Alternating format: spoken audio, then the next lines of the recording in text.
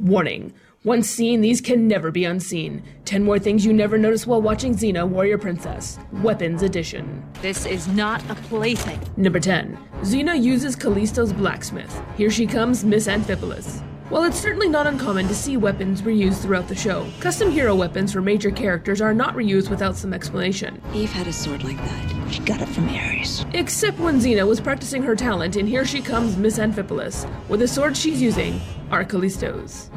This is sabotage! Number 9. Gabrielle really hates her staff, the Way.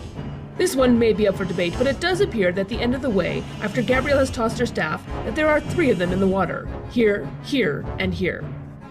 Number 8. Falling Scabbard, the Ides of March, and If the Shoe Fits. After Gabrielle tells Xena, take action and get some water. As Xena stands, her scabbard becomes detached and starts to fall off. The same problem happens in the opening fight of the Ides of March, and the scabbard can be seen dangling in several shots. Couldn't have happened to a nicer gal.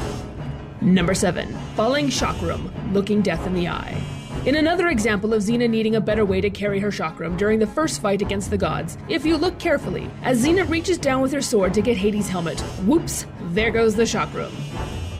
Number 6. Rubber Dagger, Here She Comes, Miss Amphipolis. One must wonder why they needed to use a rubber dagger at all, as the resin blades are sturdy without being sharp, and would not have been a safety hazard. Unlike this rubber dagger, the tip wouldn't bend when it touched Lucy's neck, as you can see here. Number 5. Gabrielle's foldable staff, the greater good. Considering we never knew what happened to the eaglehead staff Effany gave Gabrielle, or any of the other random items that seemed to vanish into Argo's Mary Poppins saddlebag, I don't even know why the powers that be felt that they had to explain where Gabrielle's staff went when she wasn't carrying it. For this one episode, they gave Gabrielle a foldable staff that you can see her fold up and put in Argo's bag twice during the episode. You can also see how flimsy it was as it bent even when Renee caught it after Lucy tossed it at her. Obviously, the staff could not withstand being put through the paces, and was never seen again. Number 4. The sword that was not sheathed, the Ides of March.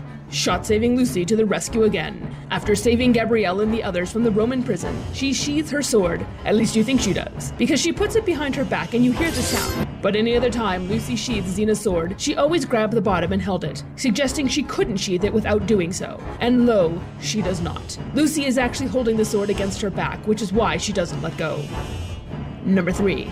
Borias' resin sword, Path of Vengeance. Resin swords are props that occupy space between the real metal hero swords and the rubber ones or other soft material versions. Only hero swords are supposed to be used during close-ups, except in Path of Vengeance. When Varia holds her sword on Xena, you can clearly see the paint is chipping off the sword. Believe me, I know.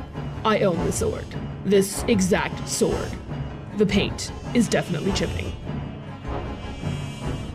Number 2. Renee nearly takes out Lucy, a comedy of arrows.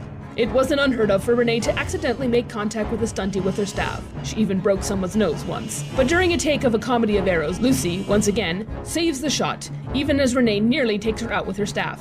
Twice.